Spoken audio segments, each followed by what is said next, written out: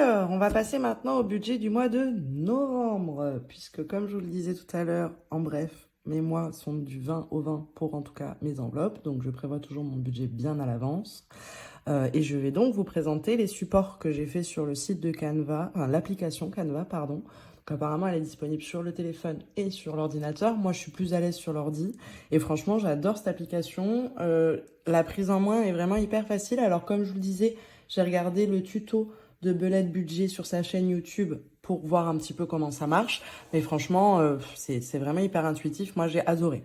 Donc, que je vous présente un petit peu ce support. Donc là, encore une fois, dans un objectif minimum de dépenses, je n'ai pas encore de classeur, c'est pas plastifié, etc. Mais c'est pas grave, ça fait le taf. Et voilà, j'ai l'intention de me faire un petit défi pour pouvoir m'acheter tout le nécessaire pour pouvoir être un petit peu plus confort pour tout ça.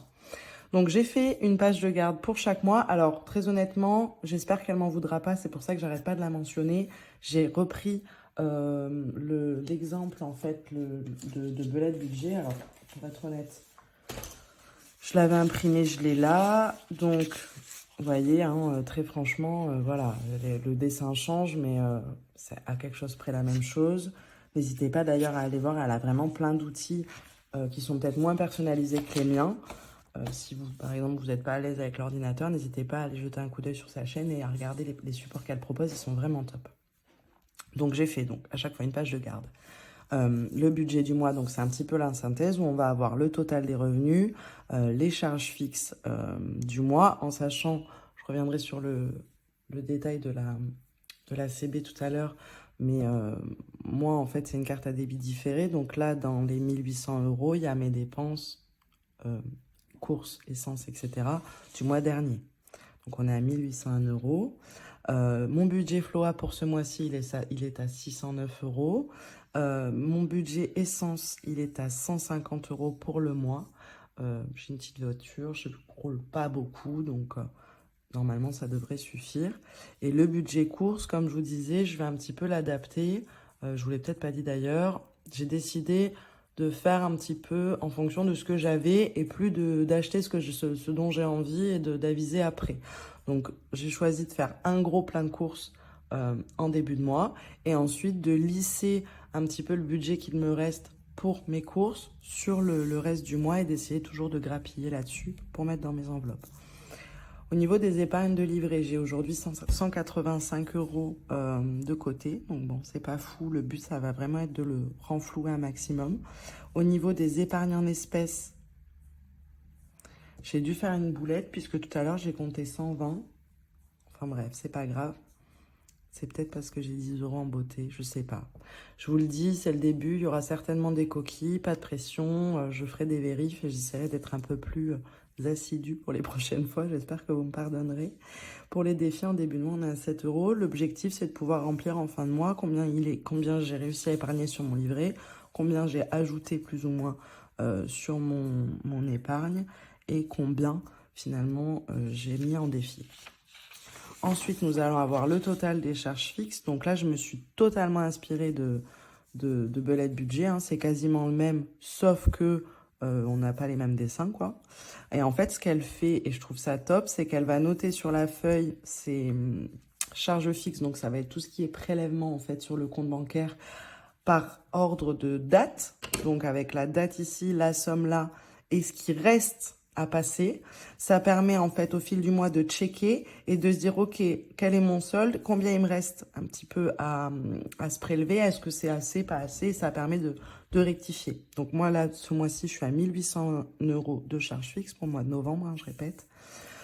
Donc mon tableau des suivis CB Floa, donc comme je vous le disais, ça c'est vraiment pour tout ce qui va être dépenses, courses, essence et retrait enveloppe. Donc ou pareil, hein, je vais pouvoir mettre la date, la description, la somme, quand est-ce que c'est passé, parce que c'est un petit peu long des fois entre la date où je fais l'achat et la date où ça apparaît sur l'application. Et ce qui me reste sur mon budget, une fois que les dépenses sont passées, ça me permet toujours de pouvoir réajuster. C'est important, des fois, on se fait des prévisions en début de mois et finalement, elles ne sont pas vraiment suffisamment réalistes pour qu'on s'en sorte. Moi, pour être honnête, ça fait des années que je suis mon budget, que ce soit sur un papier ou depuis que j'ai l'ordinateur sur un tableur. Et finalement, c'était pas assez satisfaisant pour moi. La preuve, je suis passée à cette méthode-là parce que finalement, bon, on arrivait à rester à peu près dans les clous, mais par contre, il y avait parfois des débordements et du coup, c'est quand même ça qui fait que certains mois sont plus difficiles que d'autres. Ensuite, je me suis fait ici le suivi des dépôts d'espèces de façon à savoir où je mets la somme retirée et ce que j'en fais.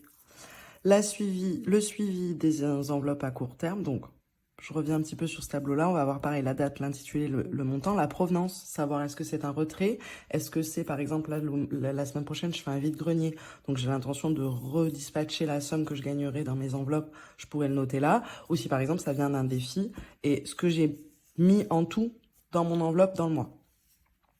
Le suivi des enveloppes épargne à court terme, donc ça va être pour les enveloppes Noël, anniversaire, santé. Enfin, quoique santé, j'aurais pas dû le mettre là, mais c'est ce que je vous disais. Je pense que je vais faire un deuxième tableau dans le même esprit pour les dépenses du mois.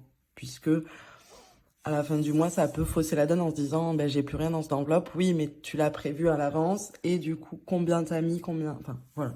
Je pense que là, ce qui est important, c'est de visualiser un petit peu les efforts qu'on peut faire au cours des journées, au cours du mois. Donc, je vais refaire un autre tableau à part. Et le petit dernier, c'est le suivi des défis avec, du coup, les défis qu'on a prévu de faire. Quand est-ce qu'on les a commencés? J'ai mis la date ici. Le début de mois et ce qu'on a mis en fin de mois. Donc, voilà pour mon budget de novembre. Donc là, ce que j'ai fait, comme je vous l'ai dit, c'est que j'ai mis 150 € de budget essence. Ensuite, là, cette semaine, pour la première semaine, je me suis mis 150 € de budget de course. Que j'ai déjà fait d'ailleurs, mais ça sera dans la prochaine vidéo. Le but, là, ce mois-ci, ça va être d'épargner 100 € pour Noël, parce que bah, mine de rien, c'est bientôt, j'ai quand même 2 enfants, les budgets cadeaux sont assez conséquents et on y tient. Pour ce qui est de mon compagnon et moi, on en a parlé hier, je pense que j'avais envie, moi, d'une machine pour nettoyer le canapé, d'une shampooineuse, parce que le canapé est tout neuf, on a 2 enfants, il est déjà dans un sale état. Et finalement, en discutant hier soir, on s'est aperçu que lui n'avait pas vraiment besoin tout de suite et qu'en fait, bah, c'est pas juste que ce soit toujours les mamans qui reçoivent les appareils d'électroménager. Donc en fait, on a choisi de l'acheter ensemble et ça sera notre cadeau commun. Donc ça va certainement réduire un petit peu le budget initial. Donc il y aura certainement une régule là-dessus. Mais ce mois-ci, en tout cas, je vais mettre 100 € dans mon défi enveloppe. Dans mon défi anniversaire, ça serait bien que j'en mette 30. C'est la différence entre les deux. Hein. Parce que bah, en janvier, il y a l'anniversaire de mon aîné. Donc c'est pareil, il y aura encore un cadeau. En sachant que j'ai normalement l'anniversaire de ma sœur ce mois-ci. Mais je pense que bah, pour cette année, malheureusement, elle n'aura rien. C'est pareil, il ne faut pas hésiter des fois à faire des choix. Je pense que les gens sont capables de comprendre. Alors bien évidemment que je pourrais le faire. Ceci étant, ça m'impactera un petit peu mon budget. Je ne suis pas tout de suite en capacité de le faire. Donc ce que je me suis dit par contre, c'est que je mettrais peut-être un petit peu plus pour son cadeau d'anniversaire. Mais je pense qu'il faut pas hésiter. On est dans une société quand même, on est toujours poussé à consommer. Et des fois, ben, tout le monde est pareil, on peut pas. Et faut pas hésiter à le dire. Et pour la santé, j'ai besoin de 60 €. Alors très franchement, je l'ai prévu dans mon budget du mois, en fait. C'est-à-dire que là, quand j'ai fait sur mon budget Floa, que j'ai déduit mes 150 € d'essence, les 60 € de mon rendez-vous chez la psy, et il me restait donc pour mes courses. Mais je me dis que si je pouvais, mon rendez-vous c'est le 16, donc mon mois sera encore presque fini, puisque comme je vous le disais, je suis du 20 au 20. Si je pouvais réussir à la remplir déjà un petit peu à mesure des semaines, ben, le budget que j'avais prévu pour ça, bien sûr, irait ailleurs. Alors, la gymnastique, après, chacun l'a fait comme a vu. Le résultat, finalement, est le même. Mais ça me rassurait de faire un peu comme ça.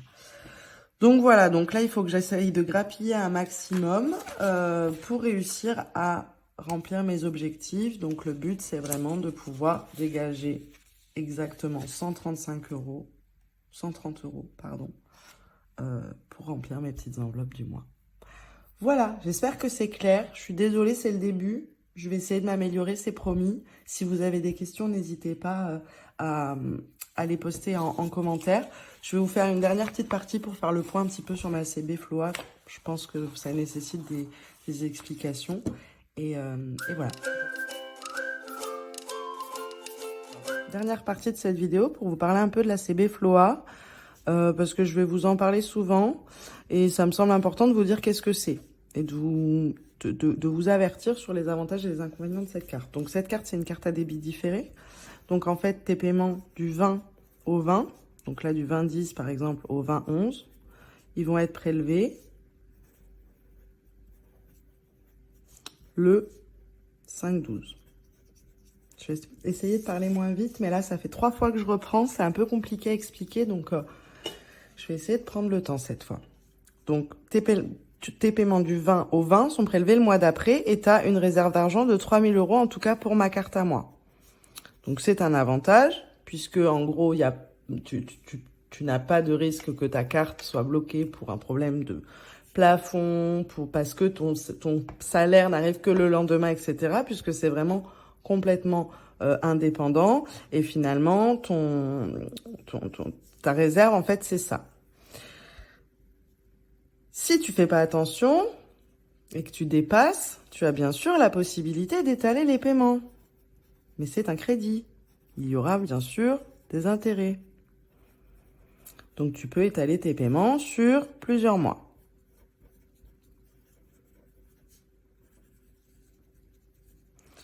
Et du coup, ça va bien sûr, à chaque fois que tu étales un paiement, je te dis une bêtise, tu dépasses de 300 €, tu te dis, bon, je vais les étaler sur 4 mois, c'est pas grand-chose, ça va les déduire de cette réserve-là. Tu n'auras plus que 2 700 € disponibles. Donc, les avantages, c'est que du coup, tu as des remises en fait sur ton panier Cdiscount quand tu adhères à la carte. Alors moi, par exemple, j'avais refait du mobilier à cette époque-là. J'ai eu, je crois, 150 € de remise sur mon panier. Donc, c'était pas négligeable.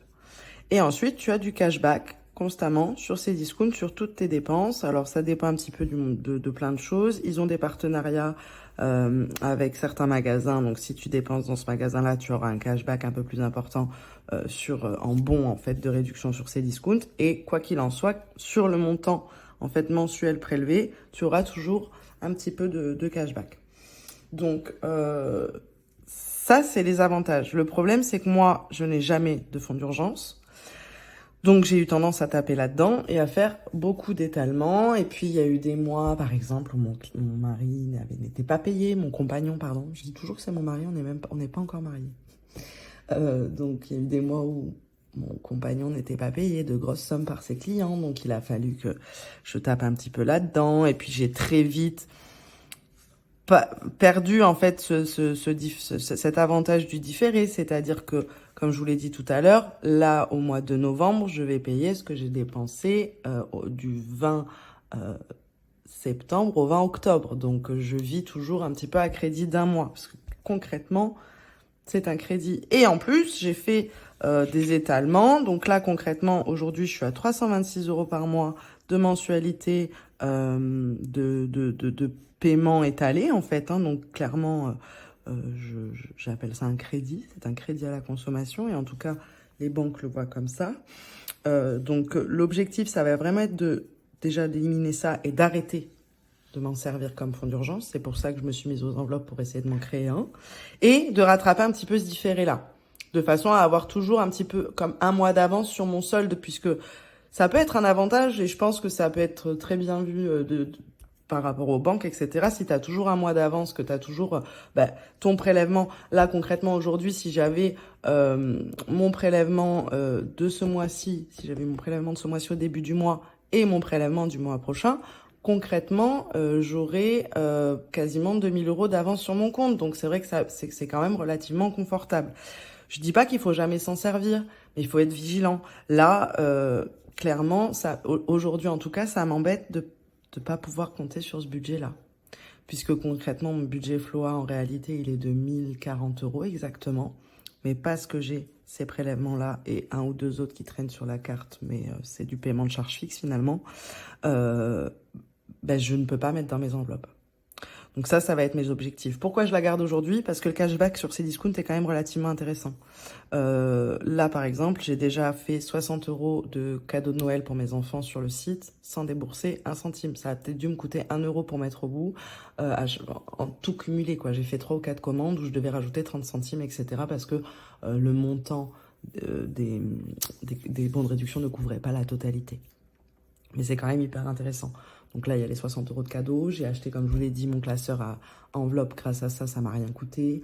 J'ai déjà acheté des trucs pour l'organisation de la maison, etc. Donc, je trouve ce côté cashback relativement intéressant. Maintenant, il faut que j'arrive, pour que ça le soit réellement, à supprimer ce découvert-là, ce différé-là, pour éviter de vivre tous les mois finalement à crédit. Et arrêter d'étaler mes paiements, quoi. Être vraiment plus assidu et regarder ça de plus près pour que ce budget-là, je puisse le mettre dans mes enveloppes, prévoir et vraiment plus utiliser cette réserve-là comme fonds d'urgence. Voilà pour la CB Cdiscount Floa Bank. J'espère que c'était clair. Je vous cache pas, j'ai dû refaire la vidéo peut-être 5 fois. C'était catastrophique, une vraie galère à expliquer. Mais j'ai fait de mon mieux. À bientôt pour une nouvelle vidéo. Bonne journée.